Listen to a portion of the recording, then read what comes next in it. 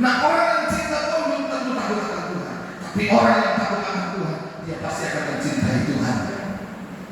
Dia akan membenci dosa. Dia akan meninggalkan pelanggaran. Dia akan hidup dalam persekutuan yang kudus dengan Tuhan. Dia hidup dalam kebenaran. Sehingga saya mengatakan kepada saudara, orang yang diberkati firman Tuhan katakan adalah mereka yang fokus kepada Tuhan. Sehingga firman Tuhan berkata, jangan duduk dengan kumpulan pencemooh, jangan duduk dengan kumpulan orang fasik, jangan duduk dalam kumpulan orang-orang yang berbuat jahat, agar kamu diberkati oleh Tuhan. Nah, orang yang fokus dengan Tuhan, dia tidak akan tinggal dalam lingkaran kehidupan yang salah. Pergaulan yang buruk merusak kebiasaan yang baik. Amin. Kita punya kebiasaan yang baik dengan Tuhan, hubungan kita yang baik dengan Tuhan menjadi rusak karena lingkaran kita salah. Saya tadi taruh di grup gereja, ada yang saya kirim, tiba-tiba itu Tuhan taruh di hati saya, sehingga saya mengucapkan, saya takut itu hilang. Saya taruh di begini: jika sedang sendiri, hati-hati dengan pikiranmu. Jika bersama teman, hati-hati dengan lidahmu. Jika sedang marah, hati-hati dengan amarahmu. Jika sedang bersama kelompokmu, hati-hati dengan perilakumu. Artinya kehidupan kita benar-benar menjalankan kehidupan selayaknya apa yang Tuhan mau. Yang menjadi pertanyaan, apa yang Tuhan mau dalam kehidupan saya dan saudara? Apa yang Tuhan mau dalam kehidupan kita? Tuhan gak lihat penampilanmu, benar. Tapi Tuhan melihat hatimu, yes. Karena dari hati akan terpancar kehidupan tentang kebenaran Allah yang dimiliki dari dasar kasih dan setia Tuhan, berjalan dengan apa yang Tuhan mau. Sehingga mengerti konteks bahwa kedekatan hubungan kita dengan Tuhan mempengaruhi spiritual dan cara berpikir kita. Orang yang dekat dengan Tuhan, orang yang setia, yang mengasihi Tuhan, akan mempengaruhi cara berpikirnya, akan mempengaruhi hatinya, akan mempengaruhi kehidupannya. Maka dia akan berjalan sesuai apa yang Tuhan mau dalam kehidupannya. Yang Tuhan mau bawa hidup kepada Tuhan. Amin. Di dalam kitab Roma berkata bahwa persembahan Tuhan sebagai persembahan yang hidup, yang kudus dan berkenan kepada Allah. Nah, kalau kita mempersembahkan diri kita aja kita persembahkan, apalagi kepunyaan kita. Amin. Itu yang namanya kasih dan setia. Kehidupan kita, tujuan kita hanya untuk surga. Berkali-kali saya katakan begini, jangan penuhi gereja dengan jiwa-jiwa. Tapi ketika jiwa-jiwa ini ada di gereja, pastikan mereka menjadi penghuni surga. Amin. Yang percaya kita penghuni surga, angkat tangan. Kita adalah penghuni surga. Iblis berupaya untuk mengacaukan cara berpikir kita. Iblis berupaya untuk mengacaukan cara bercinta kita, karena dia tidak mau tinggal sendiri di neraka. Dia mau ada teman-temannya di sana, dan kita bukan bagian neraka itu, saudara. Sehingga saya membuat satu caption yang berkata begini: jangan sampai kita kelihatan melayani, tetapi kita sedang menuju neraka. Betul. Ketika Yesus berkata, bukan setiap orang yang berseru Tuhan, Tuhan, Tuhan akan masuk kerajaan Allah, melainkan mereka yang melakukan kehendak Bapa. Siapa mereka? Mereka yang dijuluki para nabi-nabi palsu.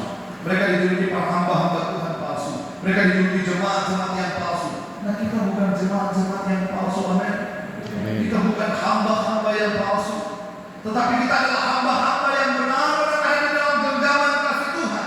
Nah, kalau kita sudah menyadari kalau kita ada di genggaman kasih Tuhan, kalau kita sudah menyadari kalau kita ada di dalam genggaman cintanya Tuhan, maka kita akan mengerti tentang kasih dan setia. Mari kita lihat di dalam 1 Samuel 15 ayat 22. Tetapi jawab Samuel, apakah Tuhan itu berkenan kepada korban bakaran dan korban sembelihan, sama seperti kepada mendengarkan suara Tuhan sesungguhnya, mendengarkan lebih baik daripada korban sembelihan, memperhatikan lebih baik daripada lemak domba-domba jantan. Kita mungkin mempersembahkan yang kita katakan terbaik menurut pandangan kita, ya, menurut pandangan kita. Tapi pertanyaan, ketika kita memberikan semua, tetapi kita tidak disertai dengan kesadaran akan Tuhan,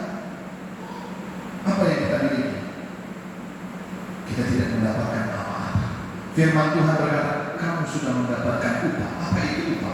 Upah pujian manusia. Kita sedang tidak mencari perkenanan manusia. Kita semua di sini sedang mencari perkenanan Allah.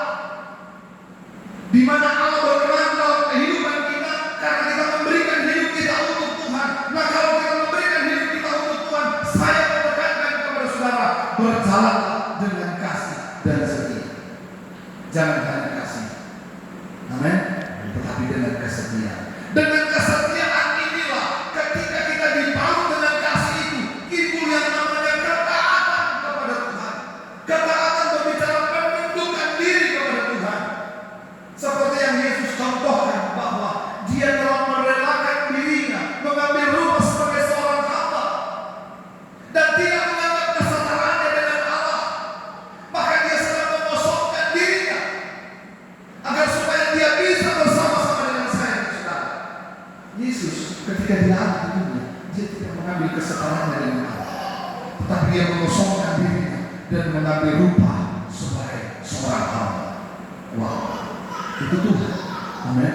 Karena kasih dan setia tadi, dia berjalan hanya agar supaya kita bisa direbutnya, kita bisa diangkutnya, kita bisa diambilnya dari kuasa dunia, dari kuasa kegelapan, dari kuasa setan, menjadi kepunyaan Allah, menjadi milik kepunyaan Allah, milik surga. Saudara yang dikasihi oleh Tuhan Yesus Kristus, kalau kita mengerti tentang hal ini, maka kita akan tahu di ayat 3. Marilah kita mengenal, nah ini ayat 3. Marilah kita mengenal dan berusaha sungguh-sungguh mengenal Tuhan. Ia pasti muncul seperti fajar. Ia akan datang kepada kita seperti hujan pada akhir musim yang mengairi bumi. Nah, orang yang mengalami pengenalan Tuhan yang benar, dia akan mengerti bahwa Tuhan akan muncul seperti fajar, menyinari dia, menerangi dia, tidak lagi tinggal dalam kegelapan, tidak tinggal lagi dalam kesunyian, tidak tinggal lagi dalam keheningan, tetapi akan tinggal kepada kuasa dan kemuliaan Allah.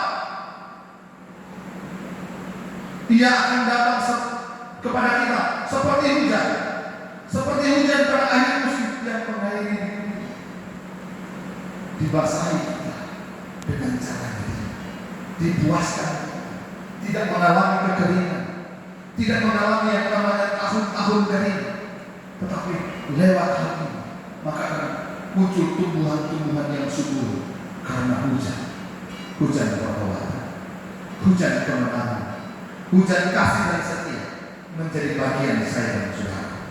Amin. Nah, kita akan mengerti Allah tidak pernah meninggalkan kita. Yeremia berkata, diberkatilah orang yang mengandalkan Tuhan, tetapi tertutuplah orang yang mengandalkan kekuatannya sendiri. Sehingga hal yang paling menyedihkan kita bahwa kita sadar punya Tuhan, tapi kita berjalan bukan sesuai kehendak Tuhan. Itu yang paling menyedihkan. Dalam pekerjaanmu, dalam rumah tanggamu, dalam aspek-aspek kehidupanmu, dalam dirimu sendiri, berjalanlah sesuai apa yang Tuhan mau. Ketika kita berjalan sesuai dengan kehendak Tuhan, pengenalan Tuhan yang benar, maka pengenalan ini akan membawa kita pada kasih dan setia. Amin. Seperti sebuah lagu berkata, aku mengasihi Engkau Yesus dengan segenap hatiku. Aku mengasihi Engkau Yesus dengan segenap jiwaku. Ku renungkan firman-Mu siang dan malam. Ku pegang perintah-Mu dan ku lakukan. Engkau tahu ya Tuhan, tujuan hidupku hanyalah untuk menyenangkan hati-Mu. Pengenalan Tuhan yang benar ketika kita mau menyenangkan Tuhan, katakan amin. Pengenalan Tuhan yang benar, selain kita hidup dalam kasih dan setia, kita memiliki pengenalan Tuhan yang benar. Sehingga saya berdoa, semua jemaat yang ada di tempat ini maupun yang masih di rumah, saya berdoa kepada Tuhan untuk mengalami pengenalan Tuhan yang benar, untuk mengalami kasih dan setia Tuhan yang benar, untuk benar-benar direbut oleh Tuhan, diambil oleh Tuhan, diangkut oleh Tuhan, menjadi milik kepunyaan Allah yang utuh. Menjadi persoalannya ketika Tuhan mau mengambil kita, maukah kita menjadi miliknya yang utuh? Amin. Kita menjauhi hal-hal yang sudah lalu. Kita tinggal di dalam Tuhan. Milikilah semua itu. Bahwa firman Tuhan berkata di dalam Pengkhotbah 5 ayat 1. Jagalah langkahmu. Pertama, jagalah langkahmu.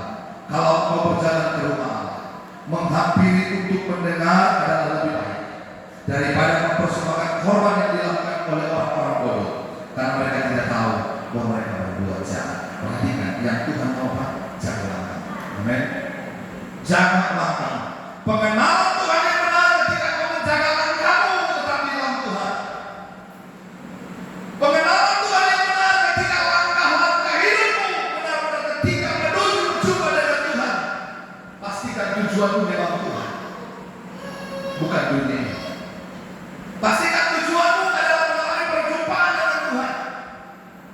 Kehidupan di dalam roh, langkah demi langkah ditolong oleh Tuhan. Mari kita berdoa. Haleluya. Aku mengasihi Engkau Yesus dengan segenap hatiku. Aku mengasihi Engkau Yesus dengan segenap jiwaku. Ku renungkan firman-Mu siang dan malam. Ku pegang perintah-Mu dan ku lakukan. Engkau tahu ya Tuhan, tujuan hidupku hanyalah untuk menyenangkan hati-Mu. Katakan, aku mengasihi Engkau Yesus dengan segenap hatiku.